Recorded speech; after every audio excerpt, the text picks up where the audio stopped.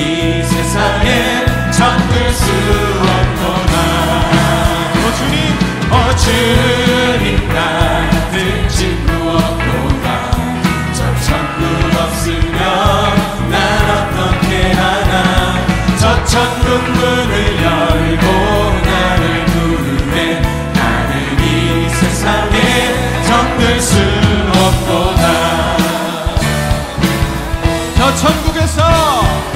천국에서 모두 날 기다리네. 내 주 예수 피로 죄 씻음 받았네. 나 비록 약하나 주님 날 지키리. 나는 이 세상에 정들 수 없도다. 주님 같은 친구 없도다. 저 천국 없으면 날 어떻게 하나. 저 천국 문을 열고 나를 부르네. 나는 이 세상에 정들 수. 우리 다시 한번 주님 같은 친구 없도다. 저 천국 없으면 난 어떻게 하나. 저 천국 문을 열고 나를 부르네. 나는 이 세상에 정들 수 없도다. 우리 목소리 높여. 저 영광의 땅에 나 길이 살겠네. 손잡고 승리를 외치는 성도들. 그 기쁜 찬송 하늘 울려 퍼지네. 나는 이 세상에 정들 수 없도다. 주님 같은 친구 없도다. 저 천국 없으면 날 어떻게 하나. 저 천국 문을 열고 나를 부르네. 나는 이 세상에 정들 수 없도다. 주님 같은 친구 없도다. 저 천국 없으면 날 어떻게 하나. 저 천국 문을 열고 나를 부르네. 나는 이 세상에 정들 수. 나는 이 세상에 정들 수. 한 번 더. 나는 이 세상에 정들 수 없도다. 아멘. 우리를 사랑하시는 주님을 찬양합니다. 아멘. 할렐루야. 우리 앉아서 찬양하겠습니다.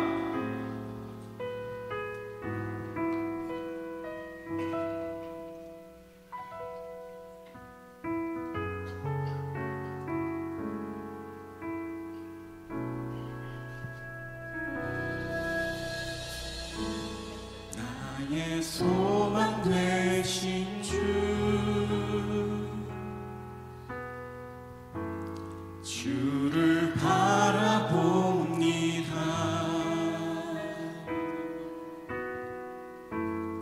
다시 오실 나의 왕 예수, 주를 기다립니다. 나의 소망 되신 주, 나의 소망 되신 주, 주를 바라봅니다.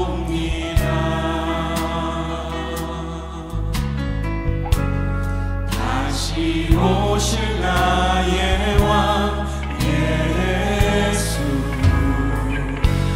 주를 기다립니다. 밤이 나가지나 어제나 오늘도 영원히 주만 찬양해.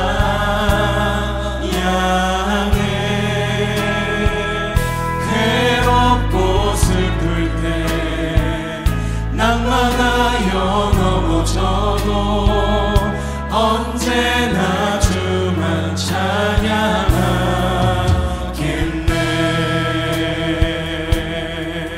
우리 다시 한번 찬양합니다. 나의 소망 되신 주. 아멘. 나의 소망 되신 주, 주를 바라봅니다.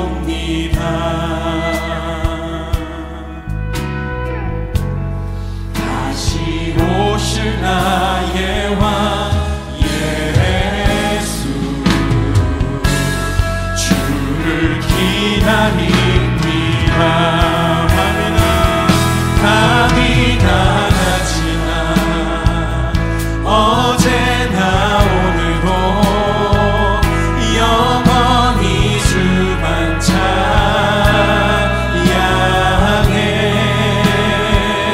괴롭고 슬플 때 낭만하여 넘어져도 언제나 주만 찬양하겠네. 밤이 낮아지나 어제나 오늘도 영원히 주만 찬양해.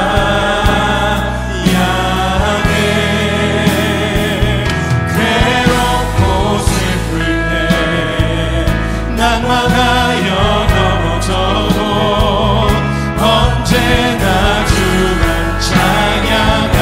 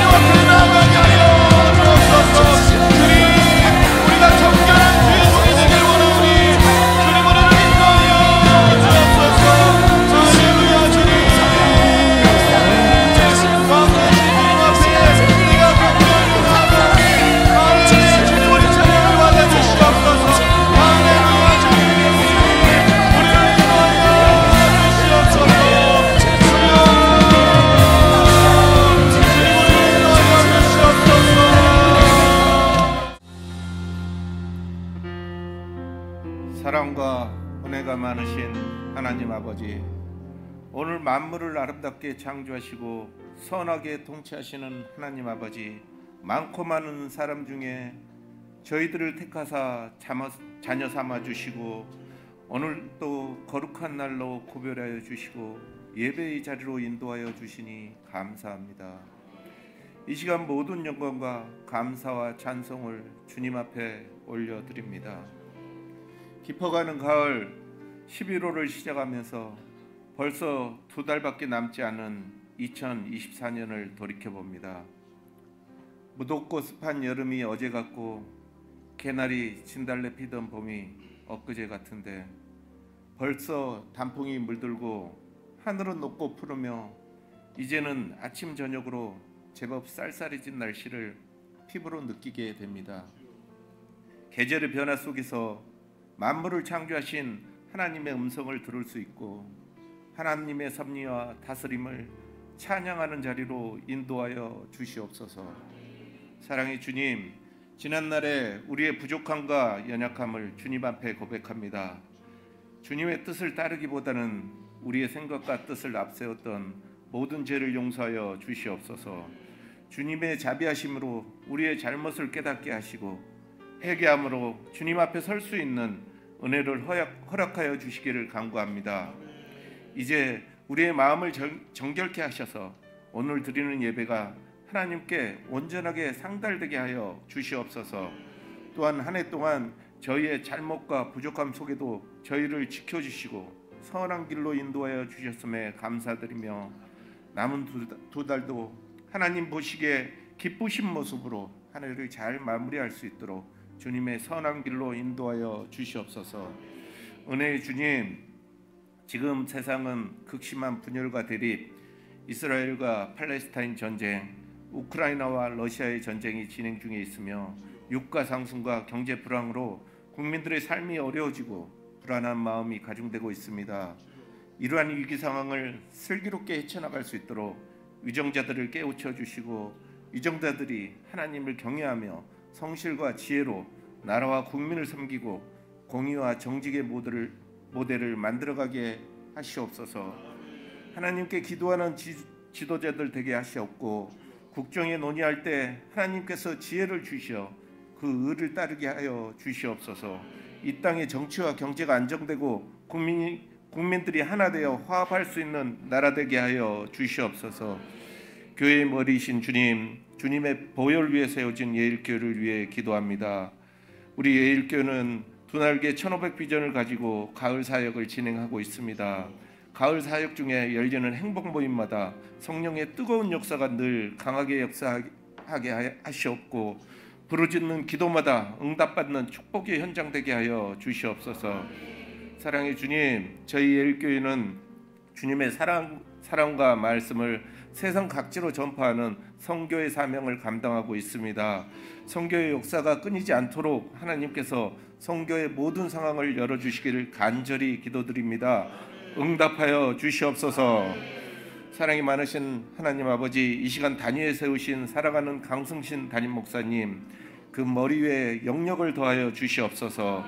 입술의 권세를 허락하여 주셔서 말씀이 선포될 때 구원받지 못한 자가 구원받는 역사가 일어나게 하시고 심령이 낙심된 자가 다시 힘을 얻게 하여 주시옵소서. 영적으로 지쳐서 힘들어하는 자가 말씀을 듣고 회복되는 역사가 일어나게 하여 주시옵소서. 직분을 맡아 수고하는 모든 재직들 기쁨이 넘쳐나게 하시옵고 오늘도 각 처소에서 하나님께 예배하는 모든 기관들 위해 크신 복을 내려 주시옵소서. 오늘 여러 사정으로 예배에 참석하지 못한 성도님들도 있습니다. 어디에 있든 주님께서 늘 기억하여 주시옵소서. 특별히 병중에 있는 성도와 가족들을 기억하여 주시옵고 주님의 손길로 치유하여 주시기를 간구합니다. 각 가정과 직장과 일터를 보호하여 주시며 자녀들의 앞길에 크신 복을 내려 주시옵소서. 특히 수능을 앞둔 수험생들에게 하나님의 크신 사랑과 따뜻하게 위로하시고 격려하여 주시옵소서. 찬양대의 찬양을 기쁘게 받아 주시옵고 드리는 예배와 모든 물질을 온전히 받아 주시옵소서. 예배의 시작과 끝을 온전히 주님께서 주장하시고 하나님께서 홀로 영광 받으시는 온전한 예배가 될 수 있도록 인도하여 주시옵소서. 우리에게 믿음 안에서 승리케 하시는 주님을 찬양하며 오늘 또 사랑하시는 예수 그리스도 이름으로 기도드립니다. 아멘.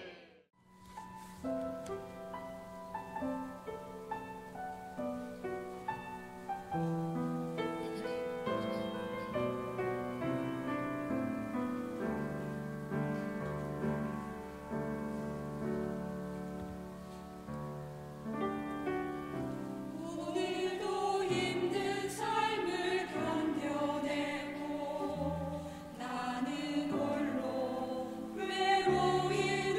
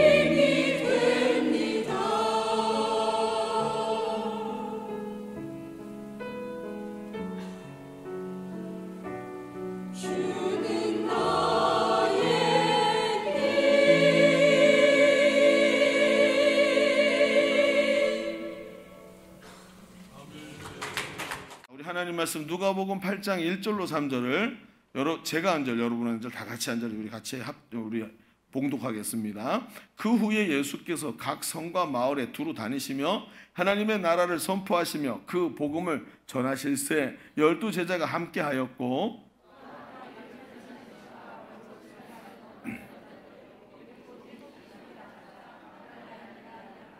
함께 봅니다. 헤롯의 청지기 구사의 아내 요한나와 수산나와 다른 여러 여자가 함께하여 자기들의 소유로 그들을 섬기더라. 아멘. 자, 오늘은 우리 요한복음 8장 그리고 7장의 말씀을 왔다 갔다 하면서 보게 될 겁니다. 여러분, 사람에게는 마음이라는 게 있습니다.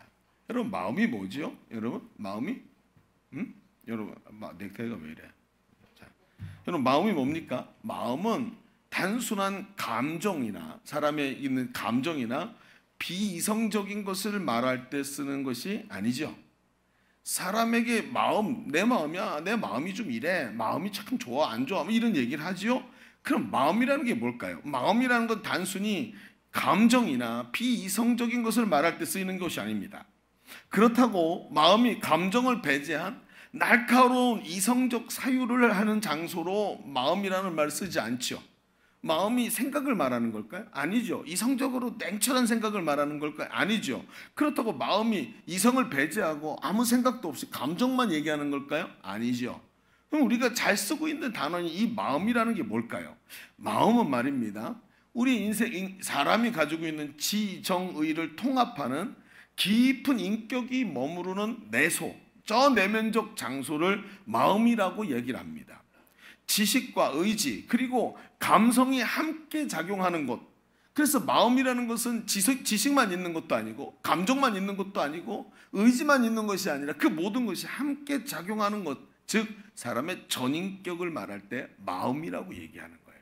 그래서 마음을 다해 사랑하고 마음을 다해, 이 뭐죠? 모든 전인격을 다 거기 통틀어 놨다는 것을 말하는 거예요. 그래서 우리의 마음은 여러분 아주 중요하죠. 우리의 마음을 절대로 중립적인 곳에 두어서는 안 됩니다. 왜? 마음을 점령하면 그 사람을 점령하는 거예요.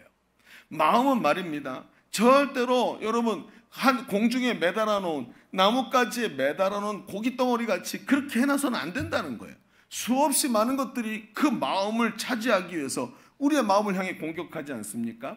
세상의 정욕, 쾌락, 여러분 수많은 것들이 우리의 마음들을 정복하기 위해서 그리고 도전을 하더라는 것입니다. 그러니 여러분, 마음이 나는 이성적인 사람이야, 나는 합리적이야 라고 말하면서 한쪽으로 기울어지지 않아 신앙생활도 합리적으로 하는 거야 라고 생각하며 공중에 매달아 놓으면 마귀가 까치처럼 와서 그걸 납작 채가는 거예요. 마음은 절대로 중립적인 위치에 두는 게 아니라 잘 보관해야 되는 것입니다. 여러분 아멘입니까? 그 마음을 빼앗기면 쉽게 복구할 수가 없게 되는 거예요. 마음이 낙심에게 빼앗기면 그게 복구가 안 되는 겁니다. 오히려 믿는 사람들은 하나님의 말씀을 받을 때 마음으로 받고 말씀 하나님께 내 마음을 맡겨드려야 할 줄로 믿습니다. 그래서 절대로 마음은 중립적인 곳에 두는 게 아닙니다. 하나님께 기울여야 할 줄로 믿습니다. 자, 이렇게 마음은 사람의 모든 것을 포괄한다 그랬습니다. 이런 우리의 마음 중에 사람에게 가장 행복감을 주는 마음이 무엇일까요? 여러분, 어떤 사람은 사랑하는 마음 또는 존경하는 마음, 여러분 또 서로 위로하는 마음, 여러 가지 마음을 이야기합니다.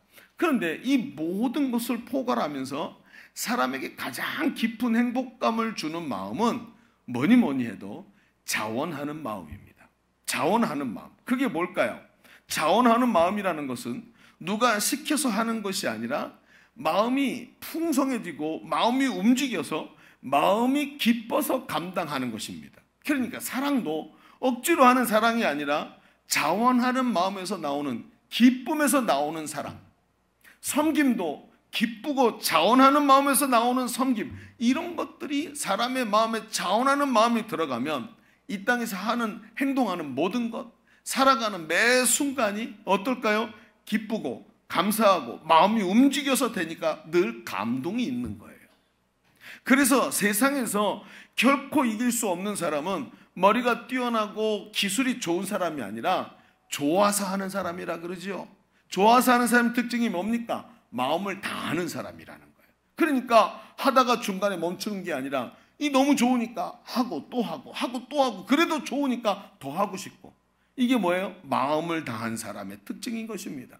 그러니 여러분, 자원하는 마음이 얼마나 중요합니까? 자원하는 마음에는 열정이 있고 자원하는 마음에는 기쁨과 감사가 있습니다. 자원하는 마음을 가진 사람은 이 땅에서의 삶이 행복할 줄로 믿습니다. 여러분 아멘이십니까? 행복한 마음이 된다는 거예요. 그런데 오늘 우리가 읽은 성경에 나타난 이 여인들, 오늘 몇 사람의 여인이 나타났죠? 여러분 속절이라 너무 빨리 휙 하고 지나가서 여인이 나왔는지도 모르셨죠?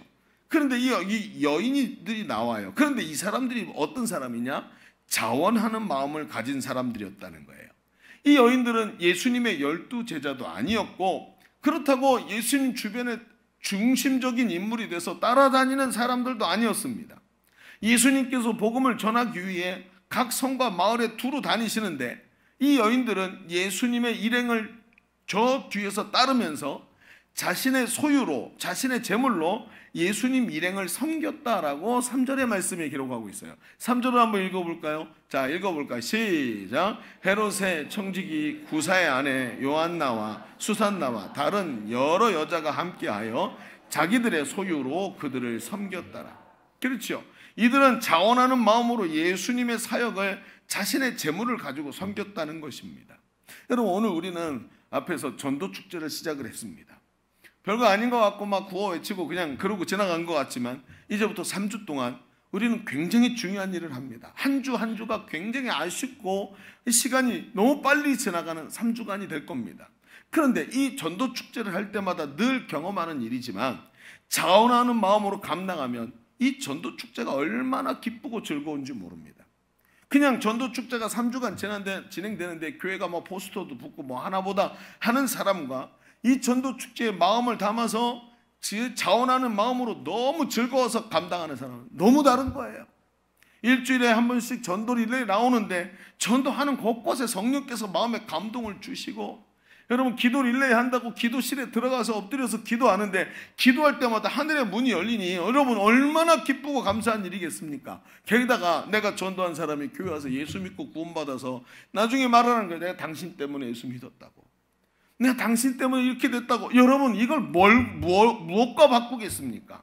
무엇과 비교하겠습니까? 정말 축제가 되는 거예요, 이 전도축제가. 그런데 이 자원하는 마음이 우리 가운데서 끌어 넘치고 나오는 게 쉽지가 않더라는 거예요. 자원하는 사람은 워낙에 천성이 좋아서 목사님이 시키는 대로 자원하는 것일까요? 여러분 저는 제가 시키고도 제가 하기 싫어요. 제 안에서도 자원하는 마음이 쉽지 않아요. 이게 참 어려운 겁니다. 저 사람은 천성이 좋아서 자원하고 가는 걸까요? 절대로 아닙니다. 여러분 우리도 자원하는 마음으로 기쁨으로 감당할 수 있으면 좋겠습니다. 부담이나 아니면 해야 되니까 하는 식이 아니라 너무 좋아서 감당하는 전도축제가 되기를 바랍니다. 초청주일의 베스트들도 자원해서 교회 등록하고 자원하는 심령으로 하는 우리를 보더니 너는 어떻게 그렇게 교회가 좋냐? 교회가 그렇게 좋아? 그럼 우리 교회 와봐 한번. 그러니까 가보고 싶도록 만드는 자원하는 심령. 여러분 그렇다면 오늘 우리는 이 말씀을 조금만 더 깊이 봅시다. 왜 이 여인들은 자원하는 마음을 가지고 있었을까요?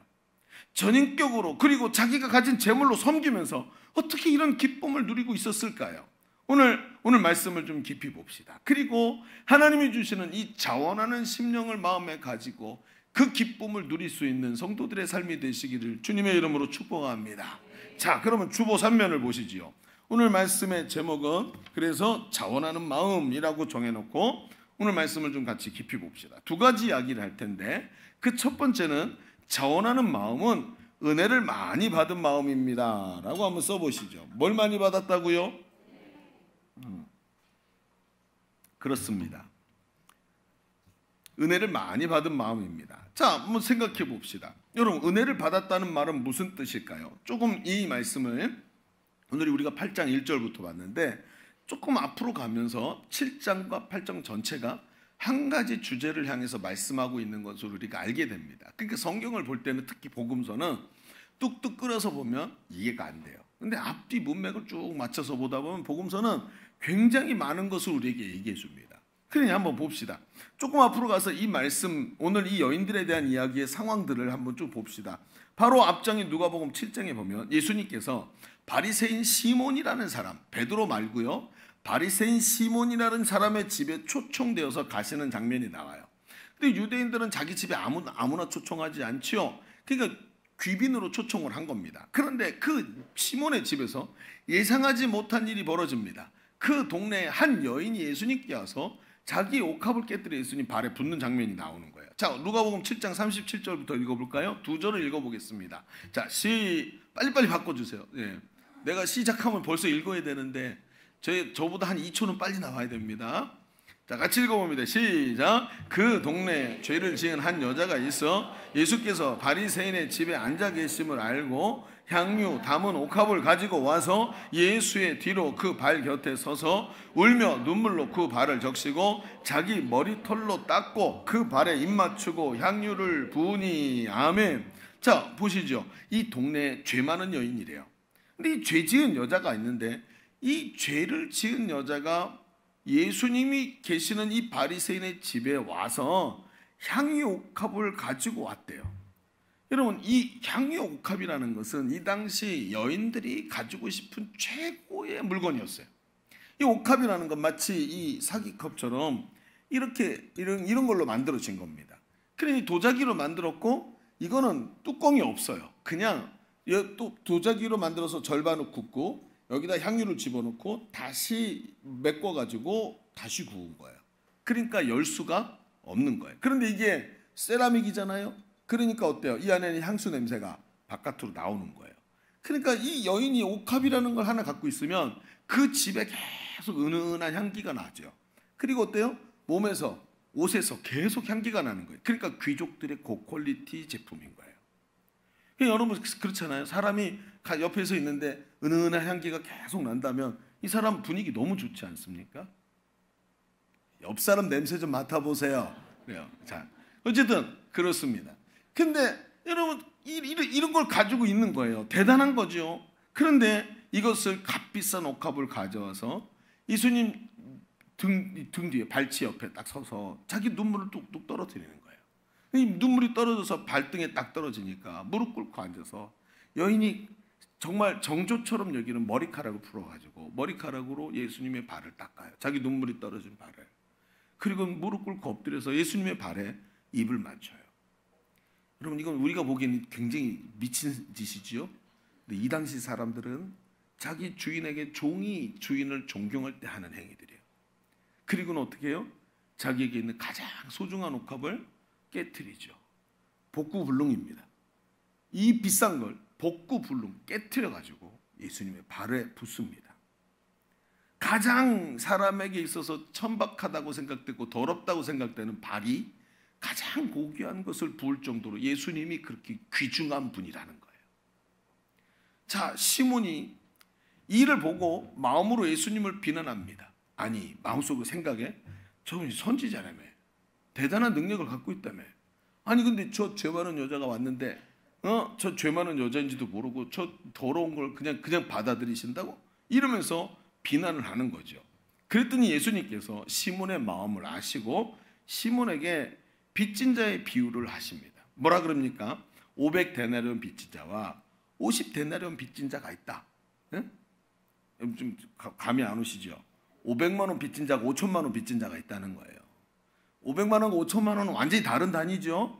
500만 원은 어떻게 이리 땡기고 저리 땡기고 카드빚 내면 금방이라도 마련할 수 있을지 모르는데 5천만 원은 좀 얘기가 다릅니다.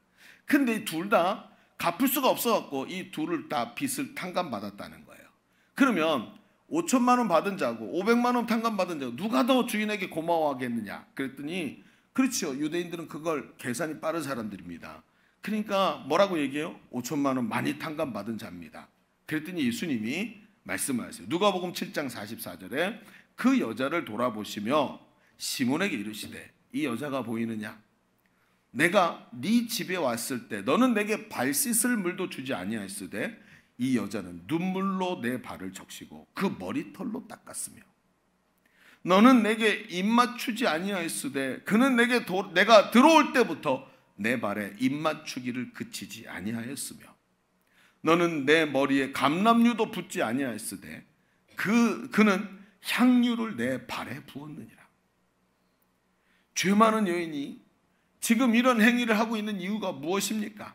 앞에 예수님이 비유하신 대로 자신의 죄인인 걸 깨달았고 갚을 수 없는 빚을 하나님이 탕감해 주신 것처럼 내 죄를 사하여 주시고 나를 불쌍히 여겨 주신 것을 이 여인이 알고 있었던, 얼마나 이게 값진 일인지 주님이 이렇게 해주신 것을 깨닫고 죄사함 받은 그 기쁨 때문에 나같이 천박한 것, 더러운 걸 하나님이 이렇게 나를 사랑하셔서 메시아를 보내주셨구나 하고 그분 앞에 엎드려서 그 하나님이 내게 주신 이 구원의 은혜를 감격함으로 눈물로 발을 닦고 그분의 발에 입 맞출 수 있었던 것입니다. 중요한 게 뭐지요? 자기 죄사함 받은 분명한 증거가 있는 사람이었다. 우리는 이렇게 자신이 돌이킬 수 없는 죄인인데 그 죄를 사함받아 탕감받은 것을 우리는 은혜라고 부릅니다. 그리고 오늘 내가 다시 하나님 앞에서 구원받은 그 사실을 다시 깨닫고 다시 이 안에 감격이 일어나기 시작할 때 이때 뭐라 그러는 거예요? 저 은혜 받았습니다 라고 표현하는 거예요. 여러분, 설교가 끝나고 나면 많은 분들이 은혜 받았대요. 근데 보십시오. 은혜 받았다는 얘기를 할 때 이렇게 말해요. 오늘 내가 갖고 있던 고민을 정확하게 말씀해 주셨어요. 여러분, 이게 은혜가 아니에요. 이건 귀 간지러운 사람 귀 파준 거예요. 이게 은혜가 아니에요. 진짜 은혜가 뭡니까? 나 같은 죄인을 위해 우리 아들 예수 그리스도의 생명을 대신 내어주신 아버지의 크신 사랑을 깨달았을 때 은혜인 줄로 믿습니다. 이게 은혜란 말이에요. 십자가가 깨달아지는 것, 이게 은혜란 말이지요. 그리고 나서 보니까 이 여인은 자신이 받은 은혜가 얼마나 큰 것인지를 깨달은 것입니다. 그리고 자신의 죄를 대신해서 어린 양이 대신 피 흘려 죽는 것처럼 예수님께서 십자가에서 희생하실 이 주님을 깨닫게 되고 알게 되고 자원하는 마음으로 값진 향유를 예수님의 발에 부을 수 있었던 것입니다. 여러분, 우리는 은혜를 받습니다. 그런데 한번 생각해 봅시다. 은혜 받는 자리가 어디입니까? 단도직입적으로 말하면 여러분, 은혜를 받는 자리는요, 복음이 살아있는 자리입니다. 복음, 십자가 복음을 전하고 십자가 복음을 듣는 자리, 십자가 복음을 말하고 예수님이 나를 구원하셨다는 걸 간증하며 너도 예수 믿으라고 말할 수 있는 자리가 바로 복음이 선포되는 자리고 내가 받은 은혜가 다시 살아나는 자리면, 그리고 성령이 일하시는 자리라는 거예요. 여러분, 왜 이렇게 말을 할까요? 전하든지 듣든지 내가 그 복음을 얘기할 때 성령께서 임하시고 성령께서 복음을 깨닫게 하시고 성령께서 십자가의 은혜를 깨닫게 하시기 때문이에요. 그래서 성령은 죄를 깨닫게 하시고 말씀을 깨닫게 하시고 은혜를 깨닫게 하시고 십자가를 깨닫게 하시는 분이라서 내가 행복 모임에서 복음 전할 때, 전도하기 위해서 내가 받은 은혜를 간증할 때 그 자리에 성령이 은혜를 부어주시는 줄로 믿습니다. 그렇지요. 여기서 중요한 것은 그 깨달아진 복음이 머리에 머무르는 것이 아니라 우리의 마음속으로 쑥 하고 내려오는 것입니다. 여러분, 세상에서 가장 긴 여행이 뭐랍니까? 머리에서 가슴으로의 여행이래지요. 이 말씀이 머릿속에서 이해된 것으로 남는 게 아니라 성령이 부어주셔서 깨달음으로 쭉 마음에 내려와서 이것이 감동으로 남더라, 마음에 들어오더라는 것입니다. 그만큼 깨닫는 것이 어렵다는 것입니다. 성령이 아니시고는 예수를 주라 시인하게 만들 자가 없다고 했습니다. 성령께서 그 긴 여행을 끝나게 하시고 복음이 머리에서 마음으로 깨닫게 하십니다. 그리고는 그 깨달음 때문에 너무도 감격적으로 자원하는 마음이 이 안에서 일어나기 시작하는 것입니다. 여러분, 오늘 우리가 읽었던 본문으로 돌아가 보십시오. 본문의 이 성경은 이 여인들이 자원하는 마음으로 예수님의 일행을 섬긴 것을 소개합니다. 8장으로 넘어오면서, 그렇죠, 7장에 이 죄 많은 여인의 이야기를 하면서 아마도 이 여인들이 다 섬기고 있는 이 여인이 막달라 마리아일 것이다 라고 생각을 하면서 여기 이름을 써놓죠. 그러면서 그 일행이 왜 이렇게 섬길 수밖에 없었는지를 앞에 먼저 이야기를 하고, 이제는요 8장 3절까지 읽었는데 4절로 넘어가면서 예수님께서 그 마음, 섬길 수 있는 이 마음, 자원하는 이 마음을 좋은 땅에 비유하셔서 다시 강화시켜서 말씀하시는 장면이 그 뒤에 나옵니다. 우리는 이 비유를 잘 알고 있죠. 씨 뿌리는 비유인데 씨를 농부가 뿌렸어요. 어떻게 됐죠? 씨가 날아가서 길가에 떨어지고 돌짝밭에 떨어지고 가시떨기에 떨어지고 마지막에 좋은 땅에 떨어졌다, 이렇게 말씀하세요. 이 비유가 무엇을 말하죠? 아무리 말씀이 씨앗이 뭐예요? 하나님의 말씀 복음이죠. 하나님 깨닫게 하시는 복음이 딱 던져줘도 말씀이 좋아도 마음밭이 준비되지 않으면 열매를 맺을 수 없다. 길가밭에 떨어졌더니 탁 튕겨나가더라, 이런 얘기가 이 속에 들어있는 겁니다. 우리에게 자원하는 마음이 중요한 이유가 바로 이것입니다. 내가 큰 죄인이라는 것을 깨닫고 받은 은혜가 철저하게 깨달아질 때 마음이 옥토와 같은 마음이 되고, 성령의 감동으로 주시는 말씀 어떤 말씀도 머리로 들어온 게 마음으로 쑥 내려가 마음이 받아들이고 감사하고 순종할 수 있는 거예요. 이것이 뭐예요?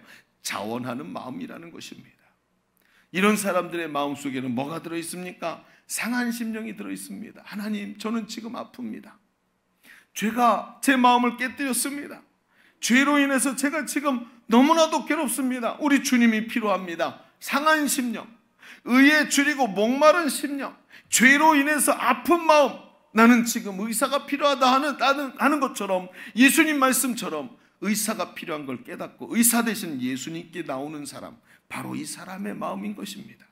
여인들은 바로 이런 옥토 같은 마음을 가졌습니다. 그래서 복음이 들렸고 예수님이 보였고 자신의 어마어마한 죄가 하나님의 은혜 가운데 사해진 것이 보였던 것입니다. 마음이 옥토가 됐으니까. 이 여인들은 은혜를 깨달았습니다. 그리고 좋은 마음밭이 되었습니다. 그리고 여기서 열매가 일어난 거예요. 여러분, 한번 우리 자신을 이 시간 돌아보시기를 바랍니다. 혹시 여러분 안에 자원하는 마음이 있습니까? 무엇이든 하나님 앞에 주신 것을 기쁨으로 감당해야 되는 거 아니겠습니까? 자원하는 사람의 표정은 여러분 어려운 일들 속에서도 하나님이 하실 것에 대한 기대가 있습니다. 자원하는 마음이 이 속에 있는 사람은 완전히 삶이 달라요. 그런데 여러분, 반대로 자원하는 마음이 아니라 힘들고 어렵게 감당하고 있는 것은 아닐까요? 자원하는 마음이 아니라 아유, 이놈의 집구석 억지로 그러면서 살아가고 있는 것은 아닐까요? 혹시 은혜는 사라지고 미움과 원망이 내 마음에 사로잡고 있는 것은 아닐까요? 그래서 교회만 가면 남들과 비교하고 미워하고 원망하고 하면서 무엇인가 사로잡혀가지고 내 마음이 자원하는 심령은 없어지고 억지로 하는 것은 아닐까요? 복음의 감격을 잃어버리고 세상 일에 대한 염려와 근심에 사로잡혀 있는 것은 아닐까요? 아무리 노력해도 기도 한자도 잘하지 못하게 만드는 우리가 우리 인생의 모든 것을 어쨌든 저걸 내가 가져보겠다고 막 안 되는 거 가지고 하다가 안 되니까, 내가 아무리 노력해도 안 되니까 거기 좌절해서 앉아서 자원하는 심령은 사라지고 억지로 그 일들에 거기에 사로잡혀 있는 것은 아닐까요? 여러분, 바라기는 십자가의 복음이 깨달아지고 내 마음이 그 복음에 사로잡혀서 은혜가 충만한 심령 되시기를 주님의 이름으로 축복합니다. 은혜가 충만해야 되는, 십자가의 은혜가. 그러면 어떻게 돼요? 자원하는 심령이 일어나기 시작하는 것입니다. 좋은 마음에 성령의 도우심으로 복음을 깊이 깨닫고 은혜가 우리 가운데 가득해야 되는 것입니다. 그러면 자원하는 심령으로 하나님 앞에 기쁨으로 우리의 삶에 주신 것들을 감당하며 기쁨으로 달려가는 삶이 될 줄로 믿습니다. 우리 첫 번째 이야기를 좀 정리해 보실까요? 여인들이 자원하는 마음은, 이 여인들의 자원하는 마음은 메마르고 강팍한 마음이 아니라 복음 대신 예수 그리스도를 만나고 자신들이 받은 은혜를 깨달았던 것입니다. 그리고 좋은 마음밭이 돼서 하나님이 주시는 감동에 순종한 겁니다. 바라기는 복음을 깊이 깨닫고 구원받은 은혜를 많이 누리는 자원하는 믿음을 가진 성도들이 되시기를 주님의 이름으로 축복합니다. 자, 목사님, 그렇다면 이런 얘기가 되네요. 네, 뭐가요? 은혜를 많이 받으면 되는 거죠. 그렇죠. 그런데 은혜라는 게 받고 싶다고 받아지는 건가요? 늘 은혜 받고 싶고 은혜가 왔으면 딱 붙잡고 있어야 되는데 은혜를 받긴 받은 것 같은데 이게 그냥 사라지더라고요. 하나님은 은혜를 주시는데 사람에게는 한계가 있죠. 어떻게 매일 은혜가 충만할 수 있겠습니까? 젊을 때 한때 성령이 충만한 때가 지나가고 나면 그때의 모습이 추억으로 남고 나도 한때 정말 은혜 많이 받았었는데 이러고 우리 신앙생활을 해야 되는 게 맞는 걸까요? 늘 성도는 은혜 가운데 살아야 되는데 그 은혜가 오는 것 같은데 옛날 같지 않고 열정이 있지만 때로는 은혜가 느껴지지 않을 때가 더 많은 걸 목사님 어떻게 하면 되겠습니까? 이런 얘기를 하는 겁니다. 그렇지요. 여러분 한번 생각해 보세요. 이 여인들이라고 은혜가 계속 있었을까요? 여자 셋이 모이면 어떻게 되는지 아시죠? 여러분 여자분들이 이렇게 많이 모였는데 이 무슨 얘기는 안 오가겠습니까? 별의별 얘기 다 오죠. 여러분 이 얘기 한마디 하고 이 한 사람 거치고 저쪽에 가면 다른 얘기가 되는데 여기도 사람들인데 어떻게 무슨 일이 있었겠습니까? 이 여인들이라고 은혜가 계속 충만했겠습니까? 근데 그게 아니더라는 거예요. 자, 여러분 우리도 마찬가지입니다. 여러분 식사 봉사할 때 은혜 받고 기쁠 때는 식사 봉사가 기쁨인데 은혜가 없으면 어떠죠? 식사 봉사 1년에 몇 번이나 오는 거야? 도대체 1년에 몇 번을 해야 되는 거야? 이 더운 식당에서. 그렇죠? 여러분 전도 축제가 시작됐습니다. 은혜가 넘칠 때는 전도 축제가 얼마나 좋은지 막 감격이 일어나고 내가 받은 구원의 은혜 당신도 받아봐라 하면서 막 친구들한테 말도 합니다. 그런데 있잖아요. 은혜가 사라지면 어때요? 전도 축제 기간에 교회 가기가 싫어. 막 구호한다고 일어나서 구호하는데 막 유치해서 미치겠고 하기 싫어 죽겠는 거예요. 왜? 은혜가 유지가 안 되는 거예요. 그렇다면 질문이 한 걸음 더 나가게 됩니다. 자원하는 마음, 이 은혜를 많이 받은 마음이 자원하는 마음이라고 했는데 그러면 어떻게 이 은혜를 유지를 합니까? 이 얘기가 오늘 우리에게 더 중요한 얘기가 될 거예요. 저도 은혜 받아봤죠. 저도 가슴 뜨겁게 감격적으로 하나님 말씀을 받아봤죠. 다 어떻게 유지를 하냔 말입니다. 이 얘기가 되는 거죠. 자, 오늘 두 번째도 이렇게 한번 써보시죠. 둘째, 좋은 밭에서 좋은 열매가 맺히는 원리를 알아야 합니다. 자, 옥합을 깨뜨리는 여인, 그리고 자원하는 여인, 그리고 그 뒤에 나오는 예수님의 이 좋은 밭의 비유는 아주 중요합니다. 자, 얘기를 좀 해보시죠. 제자들이 예수님이 씨 뿌리는 비유를 쫙 하셨더니 이해가 안 되는 거예요. 아니 저기 무슨 말씀이지? 이해가 안 되는 거죠. 그래서 예수님께 물어봅니다. 예수님 그 비유가 무슨 뜻이에요? 그랬더니 예수님 설명을 해주시는데 12절부터 15절까지 설명을 하세요. 자 들어보세요. 자, 앞에 보여주시고요. 12절 길가에 있다는 것은 길가밭이라 그랬죠.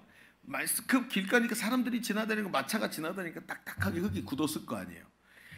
그러니까 뭐라 그러냐, 말씀을 들은 자니 말씀의 씨앗이 떨어졌어요. 들었는데 마귀가 가서 그들이 믿어 구원을 얻지 못하게 하려고 그 말씀을 마음에서 쪼아먹어 버렸어요. 말씀이 들어가지 못하고 굴러다니다가 새가 쪼아먹은 거예요. 없어졌어요. 두 번째, 바위 위에 있다는 것은 말씀을 들을 때는 기쁨으로 받아요. 여러분 바위 위에 틈들이 있고 그 틈에 뭐가 있어요? 흙이 있으니까 나지요. 여러분 잘 모르시겠어요? 여기 나가다 주차장에 보십시오. 거기 주차장에 풀이 나요. 왜요? 그 주차장 바닥에 그 보도블록 사이에 거기서 풀이 나오더라고요. 그게 똑같은 얘기입니다. 그럼 처음에는 어때요?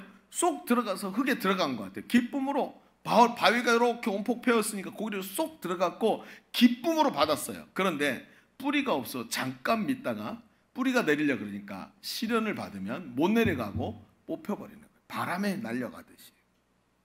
그래서 배반하는 자요. 세 번째, 가시떨기에 떨어졌다는 것은 그 가시떨기가 무성하니까 무성한데 툭 떨어졌으니까 밑에는 뭐예요? 흙이죠. 그 무성한 가시떨기 밑에 딱 떨어져서 싹이 난 것 같은데 위에서 기운을 막아요. 햇볕이 들어오지 못하게 딱 막고 있어요. 그게 뭐래요? 그걸 보니까 말씀을 들은 자나 지내는 중에 이생의 염려, 먹고 마시는 염려, 재물과 향락의 기운이 막혀 세상에서 쾌락을 즐기고 육신의 정욕, 안목의 정욕, 이생의 자랑에 사로잡혀 살아가다 보니까 결실이 안 되고 나오긴 나왔는데 비실비실 맨날 비실비실 맨날 비실비실 맨날 비실비실. 무슨 얘기인지 아시겠어요 여러분? 그러고 앉아있는 거예요. 자, 그런데 오늘 말씀에 보니까 뭐라고요? 좋은 땅에 있다는 것은 착하고 좋은 마음으로 말씀을 듣고 지켜 인내로 결실하는 자라. 이렇게 말씀하십니다. 자, 우리는 오늘 어디에 집중하고 싶습니까? 앞에 있는 것도 우리가 버릴 수 없는 귀한 교훈을 우리에게 주지만 오늘 우리는 15절에 집중을 해봅시다. 15절. 뭐 어디 떨어졌다고요? 좋은 땅에. 좋은 땅에 떨어졌어요. 좋은 마음으로 말씀을 듣고 지켜 인내로 결실한다라 그랬습니다. 자, 봅시다. 여기서 씨는 복음이라 그랬죠. 즉 말씀이 사람의 마음밭에 떨어져 뿌리를 내리고 열매를 맺는데요. 자, 그런데 가만히 생각해 보시죠. 자, 좋은 땅에 열매가 맺는 원리가 무엇입니까? 그것은 마음의 말씀이 마음밭에 뿌려졌는데 그 마음밭이 뭐예요? 착하고 좋은 마음이래요. 어떤 마음이요? 착하고 좋은 마음. 아, 저 착해요. 알아요. 그런데 이게 중요한 게 그게 아니에요. 잘 들어보세요. 착하고 좋은 마음으로 말씀을 마음에 담아 지켜냅니다. 그런데 이게 핵심이 아니에요. 땅에 떨어지는 건 마치 아까 바위 위에 떨어진 것도 똑같이 즉시에는 받아들였다 그랬어요. 그래서 착하고 좋은 마음으로 쑥 들어간 것은 바위에서 떨어진 것과 똑같은 현상이에요. 그런데 그 뒤에 뭐라 그러냐면 인내로 결실하는 자라 그랬어요. 인내로 결실. 다시 한번 볼까요? 15절. 좋은 땅에 있다는 것은 뭐라고요? 착하고 좋은 마음으로 말씀을 듣고 지켜 인내로 결실한다. 핵심은 인내로 결실을 하는 거예요. 자, 떨어질 때는 좋은 밭이지만 핵심은 인내다. 무슨 얘기일까요? 말씀이 내 속에 쏙 들어오고 착하고 좋은 마음으로 받아들였어요.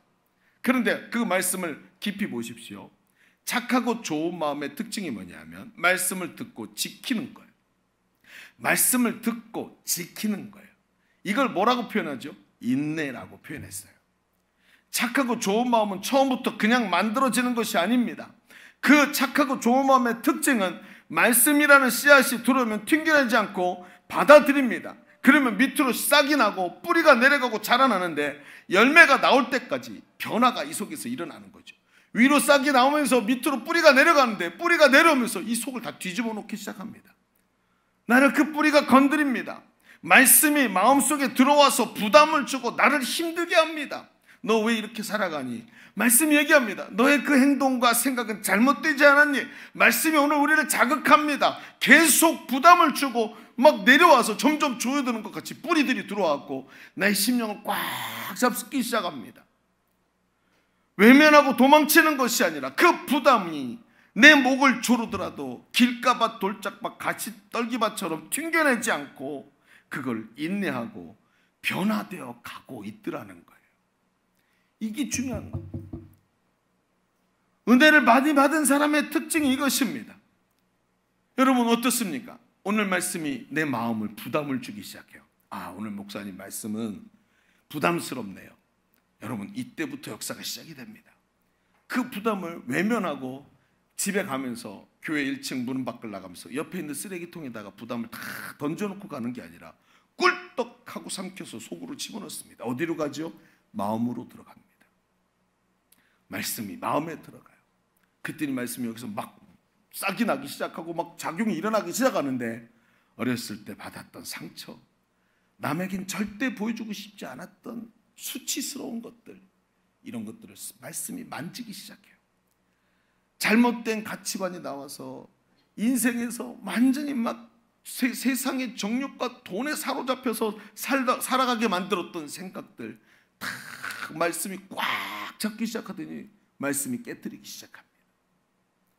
얼마나 아플까요? 이 생각이 무너지기 위해서 얼마나 아플까요? 얼마나 아플까요?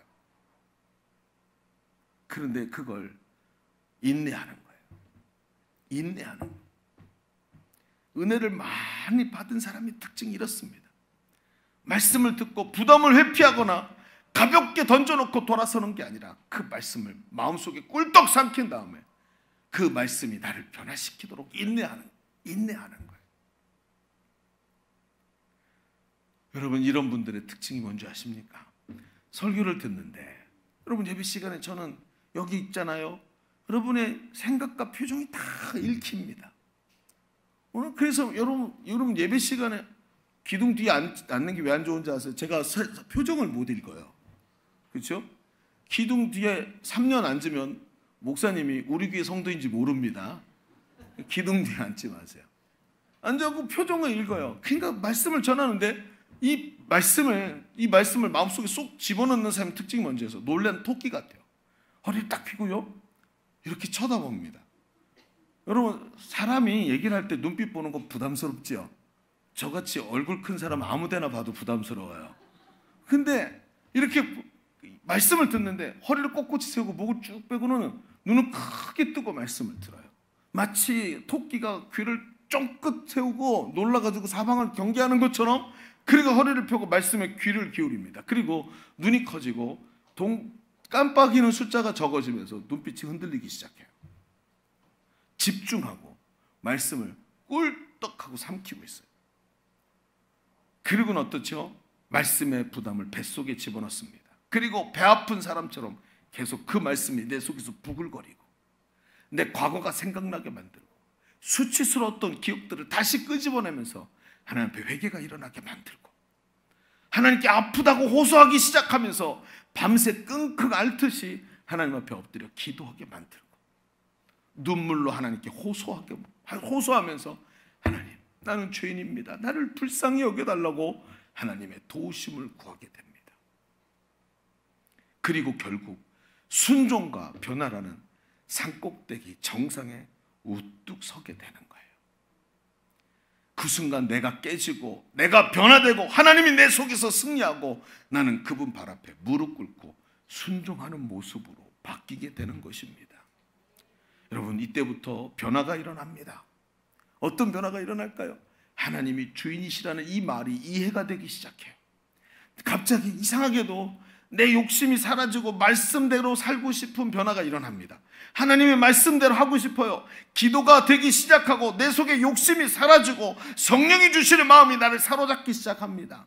말씀처럼 은혜가 넘치기 시작합니다. 그리고 자원하는 마음으로 내 마음속에 주시는 성령의 음성을 따라서 내가 자원하는 마음으로 같이 가고 싶은 거예요. 성령님이 가시는 대로 따라가고 싶은 거예요. 이게 즐거워서 가기 시작해요. 남들이 보기엔 너 왜 그렇게 살아? 어떻게 매일 교회만 가냐? 내가 좋은 걸 어떻게 해? 기쁜 걸 어떻게 하냔 말이에요. 이게 자원하는 심령이더라는 것입니다. 그러면서 그 자원하는 마음으로 성령을 따라가니까 거기서 주시는 은혜가 막 넘치는 거예요. 여러분, 성경에 보면 다윗이 있죠.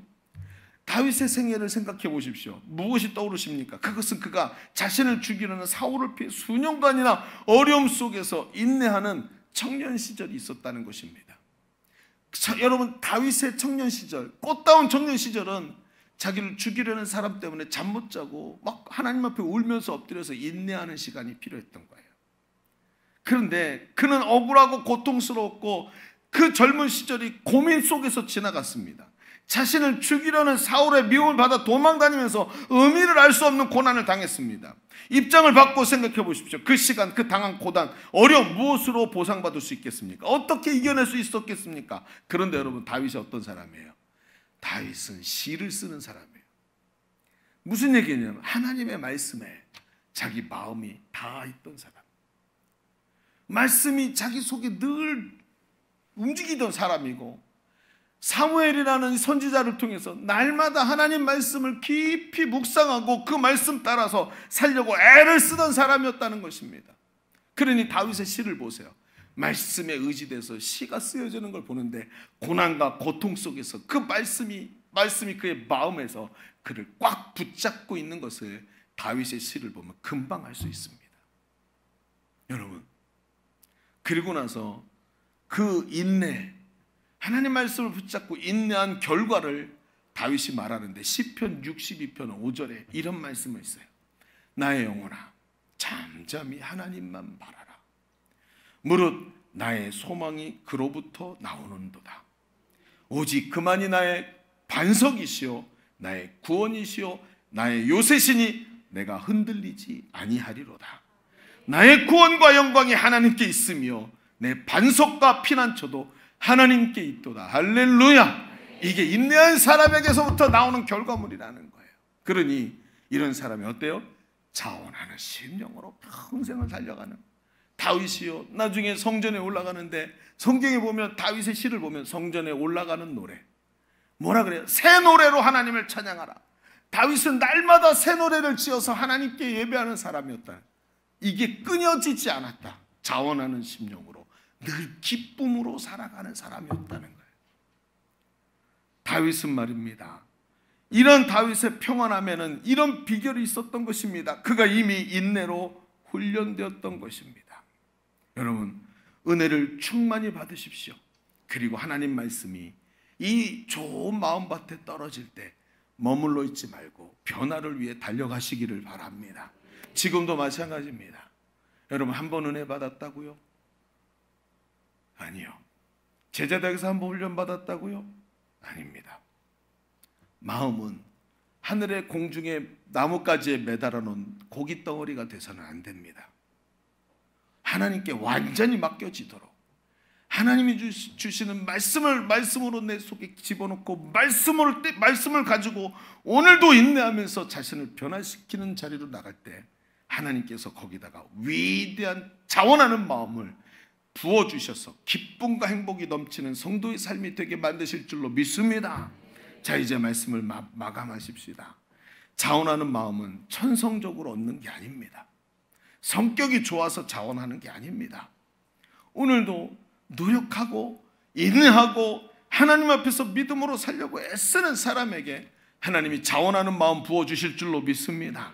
어린아이 같은 마음으로 그 말씀을 받아 소중히 생각하고 말씀이 내 속에서 나를 변화시키도록 인내하는 사람, 이번 전도축제 여러분 자원하는 심령으로 하나님 앞에서 감당하시기를 바랍니다. 이 자원하는 심령으로 감당할 때 이 축제가 우리의 인생 전체를 축제로 만들어내는 위대한 역사로 변화될 줄 믿습니다. 자, 우리 같이 이제 기도하시겠습니다. 오늘 말씀을 마음에 깊이 담으시기를 바랍니다. 여러분, 신앙생활은 기쁜 겁니다. 언제요? 자원하는 심령일 때. 하나님, 내 속에 어느샌가 사라진 이 자원하는 심령이 되살아나게 하여 주옵소서.